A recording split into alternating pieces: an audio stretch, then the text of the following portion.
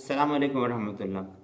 جب کوئی علامہ اقبال کی شاعری بڑے دل سے پڑھتا ہے تو اندازہ ہوتا ہے کہ پتہ نہیں علامہ اقبال اپنی شاعری کون سی لہر میں، کون سے عروج پر، کس تخیل میں وہ پڑھتے ہیں اور کس تخیل میں وہ لکھتے ہیں۔ اس طرح سے بھی ایک بندہ اللہ تعالیٰ سے مخاطب ہو سکتا ہے۔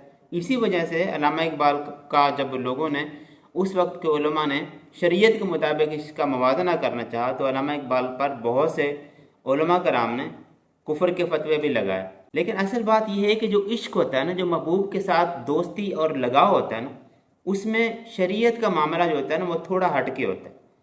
جیسے کہتے ہیں نا، عشق اپنے فیصلے کرنے میں خود بڑا دلیر ہوتا ہے، خود مختار ہوتا ہے۔ تو اسی طرح سے علامہ اقبال کا عشق بھی ایسا والیانہ تھا اللہ تعالیٰ کے ساتھ، رسول اللہ صلی اللہ علیہ وسلم کے نام کے ساتھ۔ ان کا وہ والیانہ عشق تھا کہ جس کا اندازہ ان کے شعروں سے لگتا ہے۔ اسی طرح سے وہ دنیا کے بارے میں اللہ تعالیٰ سے ہم کلام ہو کر ایک طرح سے وہ بات کرتے ہیں کہ یا اللہ، جو ساری دنیا تو نے بنائی ہے یہ تیری اپنی دنیا ہے، ہم تیرے اپنے بندے ہیں۔ تو نے رسول اللہ صلی اللہ علیہ وسلم کو یہاں پر مبعوث فرمایا، تیری اپنی مرضی تھی۔ ہر ایک جہان، ہر ایک چیز کا مالک تو خود ہے، تو بتا اس میں انسان کا کیا قصور ہے؟ انسان کو تو خود لے کے آیا، شیطان خود آیا، شیطان کے سارے معاملات تو جانتا ہے، ہر ایک چیز تجھے پتہ ہے۔ لیکن مجھے اس میں وہ حیرانی سے یہ پوچھتے ہیں کہ یا اللہ مجھے بتا اس میں میرا کیا قصور ہے؟ تو نظم جو ہے نا وہ بڑی مزیدار ہے۔ ہر ایک چیز پر ہر طرح کی قدرت اللہ تعالیٰ کی ہے، تو ہمیں صرف یہ کرنا ہے کہ اللہ تعالیٰ کی قدرت کے تمام مظاہر پر سر خم تسلیم کرنا ہے، اور کوئی اس میں وہ تحقیق، جس طرح کہتے ہیں نا، اللہ تعالیٰ کے امر کے سامنے نا کوئی تحقیق نہیں چلنی۔ اللہ تعالیٰ کے امر کو صرف سر خم تسلیم کرنا ہے، صرف قبول کرنا ہے۔ اس کی حکمتیں وہ خود جانتا ہے۔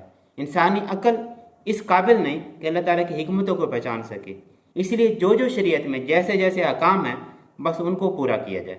تو علامہ اقبال کہتے ہیں، اگر کجرو ہے انجم، آسمان تیرا ہے یا میرا، مجھے فکر جہاں کیوں، جہاں تیرا ہے یا میرا۔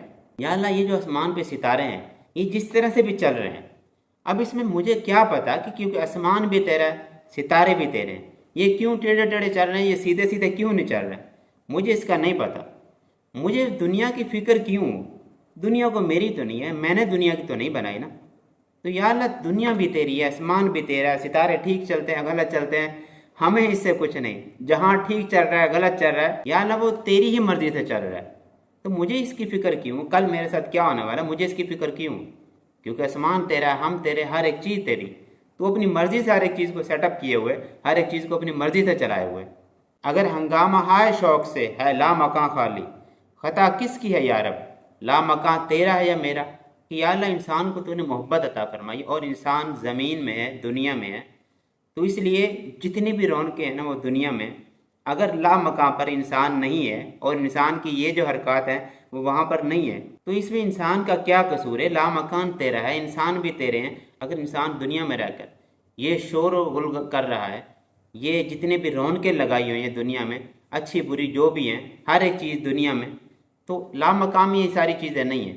لا مقام ان ساری چیزوں سے خالی ہے۔ اسے صبح ازل انکار کی جرت ہوئی کیوں کر، مجھے معلوم کیا وہ رازداں تیرا ہے یا میرا۔ یا اللہ، شروع سے شیطان بالکل تیرے قریب تھا، تیرے ہر ایک رازوں کو جانتا تھا، لیکن پھر بھی صبح ازل اس نے انکار کیوں کیا؟ مجھے کیا پتا کہ اس نے انکار کیوں کیا، کیونکہ وہ تو تیرا رازداں تھا، اور تو سب جانتا ہے کہ اس نے انکار کیوں کیا۔ محمد صلی اللہ علیہ وسلم بھی تیرا، جبریل بھی، قرآن بھی تیرا، مگر یہ حرف شیری ترجمہ تیرا ہے یا میرا۔ وہی کے بارے میں ذکر ہے، اسی کوکب تابانی سے ہے تیرا جہاں روشن، زوال آدم خاکی زیاں تیرا ہے یا میرا۔ یا اللہ، انسان ہی ایک ایسا ستارہ ہے جس سے تیرا سارا جہاں روشن ہے، جس کے گرد تیری سارے جہاں ہیں، جس کی خاطر تو نے سارے جہاں بنائے ایک انسان کی خاطر۔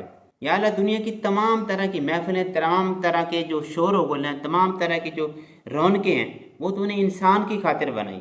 اب اگر انسان ہی زوال پذیر ہو جائے تو اس میں یہ بتایا کہ انسان جو تیرا ایک چمکتا ہوا ستارہ ہے، اگر وہی زوال پذیر ہو جائے تو اس میں نقصان کس کا ہے؟ تو اس نظم میں علامہ اقبال انسان کو اور اللہ تعالیٰ کو آپس میں ہم کلام کرنے کی کوشش کرتے ہیں، اور اس کوشش میں یہ ہے کہ یا اللہ ہر ایک چیز کا مالک تو ہے، یہ انسان کو بھی سمجھانے والی بات ہے کہ اللہ ہر ایک چیز کا مالک ہے، ہر ایک چیز کو کرنے والا وہی ہے۔ انسان کا کام صرف یہ ہے کہ اللہ تعالیٰ کی بندگی کرے، اس کے علاوہ اس کا کچھ کام نہیں، کیونکہ تقدیر کا ہونا، اس کے نصیب میں کیا ہونا، کیا اچھا ہے کیا برا ہے، کیا اس کو دنیا میں ملنا ہے کیا اس کو آخرت میں ملنا ہے، اس پر انسان کا کوئی اختیار نہیں۔ تو اس لیے انسان کو صرف شریعت کے مطابق عمل کرنا چاہیے، جس طرح سے اللہ تعالیٰ کے احکامات ہیں ان کو پورا کرنا چاہیے، اور جس طرح سے اللہ تعالیٰ نے دنیا میں زندگی گزارنے کا حکم دیا ہے اس کو پورا کیا جائے، اور رسول اللہ صلی اللہ علیہ وسلم کی ذات کے ساتھ والہانہ عشق و محبت کیے جائے۔